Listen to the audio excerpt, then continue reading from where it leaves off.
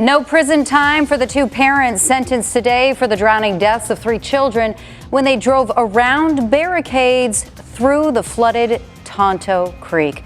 Lacey and Daniel Rawlings were sentenced in court today, more than 2 years after their 2 children and niece got swept away in that flash flood. The family was driving a military-style truck through the creek when the water took them by surprise. Both parents pleaded guilty to avoid trial. Daniel was driving and faced 3 counts of manslaughter. Both parents also faced 7 counts of child abuse, 1 for each child in the car. Daniel got 60 months probation. His wife Lacey, 48. They will both have to do community service as well. David Caltabiano is live in the newsroom with more on the judge's decision. Yeah, good evening. This was such an emotional sentence today. There was a huge show of support for the Rawlings and the Gila County community. People who knew them believed they'd suffered enough by losing their 2 kids and niece. I want to start by just saying how much I regret the decision we made that day to cross the creek. It is a mistake I agonize over every single minute.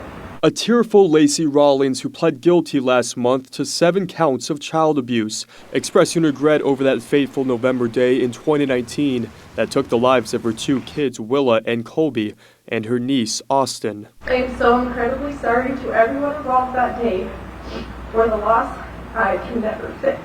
The sentencing revealed Lacey told Gila County detectives that her husband, while driving a military-style truck, drove through flooded waters successfully and went back a 3rd time when the 7 kids asked him to for fun. That's when the 3 children were swept away in fast-moving waters at Bar X Crossing in Tonto Basin. The father, Daniel, pled guilty to 3 counts of manslaughter and 7 counts of child abuse. I wish every day that I could go back and relive and redo the events that I heard today. And know that I was a single cause of the reason why it is not anymore. It's what I live every day. The couple was met with unwavering support. Many people believe they'd suffered enough through this tragedy.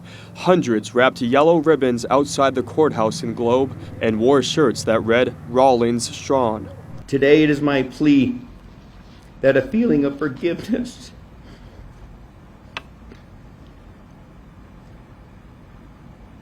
might settle upon those in this courtroom. Family and friends also spoke, including Daniel and Lacey's kids, who survived their father driving past a barricade and into the creek flood. We aren't showing their faces because they're minors.